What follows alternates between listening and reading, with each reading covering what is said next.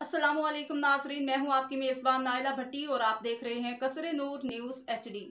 खबरों के सिलसिले को आगे बढ़ाते हुए नजर डालते हैं आज की ताज़ा तरीन अपडेट्स पर।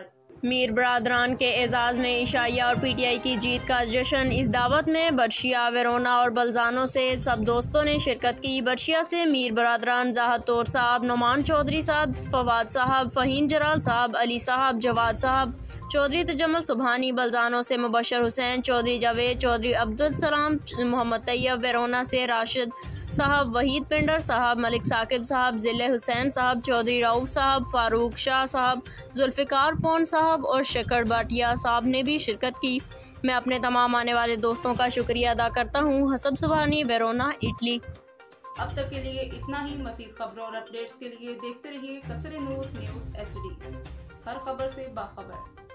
हमारे YouTube चैनल कसरे नूर न्यूज़ को सब्सक्राइब कीजिए, वीडियो को वॉच कीजिए। अगर हमारी वीडियो पसंद आए तो लाइक कीजिए, अपने दोस्तों से शेयर कीजिए।